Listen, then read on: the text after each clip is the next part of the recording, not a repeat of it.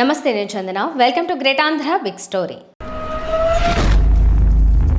Megastar పరిస్థితి చాలా చిత్రంగా ఉంది. ఆయన జోరుగా సినిమాలు చేస్తున్న సమయంలో ఉమ్మడి ఏపీకి సీఎం కావాలనే ఆశ పుట్టింది. తాను మెగాస్టార్ని కాబట్టి సీఎం కావడం చాలా ఈజీ అనుకున్నాడు. ఇంత ఇమేజ్ ఉన్న తాను వేరే పార్టీలో చేరడం ఏమిటని అనుకుని తానే ఒక పార్టీ పెట్టుకున్నాడు. దానికి ప్రజారాజ్యం అని పేరు పెట్టారు. ఏవో ఆదర్శాలు, ఆశయాలు వల్లించారు. పెద్ద పెద్ద మాటలు మాట్లాడారు. ఎన్నికల్లో పోటీకి దిగారు. కానీ అనుకున్న లక్ష్యం నెరవేరలేదు. కాంగ్రెస్ పార్టీ ఆయన్ని ట్రాప్లో పడేసింది. ఇలా సొంత పార్టీ పెట్టుకొని కింద మీద పడడం కంటే పార్టీని మా పార్టీలో విలీనం చేసి నీకు కేంద్రంలో మంత్రి పదవి ఇస్తామని ఆ పార్టీ పెద్దలు ప్రలోభ పెట్టారు. మెగాస్టార్ ఆలోచించాడు. పార్టీని నడపడం ఆర్థికంగా భారం అనుకున్నాడు. అనేక తలనొప్పులు వస్తాయనుకున్నాడు. ఈ చికాకులు భరించడం కష్టమనుకున్నాడు. యూపీఏ ప్రభుత్వంలో సహాయ మంత్రిగా చేరిపోయాడు. పార్టీని ఎత్తేశాడు. కానీ ఆ తరువాత జరిగిన పరిణామాల్లో ఉమ్మడి రాష్ట్రం విడిపోయింది. తెలంగాణ ఏర్పడింది. ఎన్నికల్లో రెండు రాష్ట్రాల్లోనూ కాంగ్రెస్ పార్టీ నామరూపాలు లేకుండా పోయింది. రాజకీయాలు ఎంత దారుణంగా ఉంటాయో తెలుసుకున్న మెగాస్టార్ తనకు కూడు పెట్టేది సినిమాలే కానీ పాలిటిక్స్ కాదని అనుకుని ఆ బురదను డెట్టాల్తో కడుక్కొని బయటకొచ్చాడు. మళ్లీ సినిమాల్లోకి రీఎంట్రీ ఇచ్చాడు. మెగాస్టార్ ఇమేజ్ కారణంగా మళ్లీ పుంజుకున్నాడు. సినిమాలకు అంకితమయ్యాడు.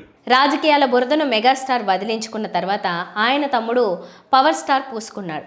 ఆయన గత 10 ఏళ్లుగా కింద మీద పడుతున్న పరిస్థితి చూస్తున్నాం.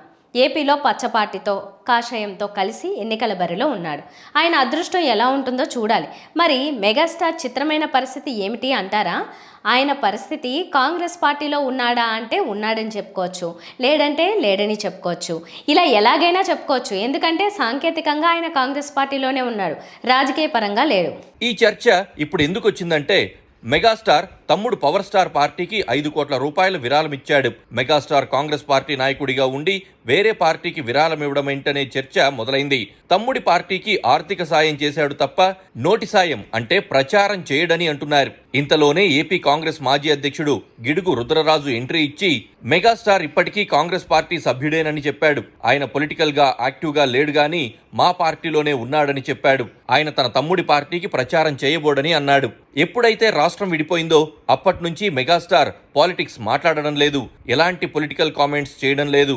ఏపీ సీఎం జగన్ను కలిసినా, తెలంగాణ సీఎంను కలిసినా సినిమా సమస్యల గురించే మాట్లాడాడు. ఎందుకో తెలీదు గాని కాంగ్రెస్ పార్టీకి మాత్రం రాజీనామా చేయలేదు. అందుకే కాంగ్రెస్ నాయకులు మెగాస్టార్ ఇప్పటికీ తమ పార్టీ నాయకుడేనని చెప్పుకుంటున్నారు. ఏపీలో కాంగ్రెస్ పార్టీకి మెగాస్టార్ను అధ్యక్షుడిగా చేస్తారనే ప్రచారం ఒకప్పుడు జరిగింది.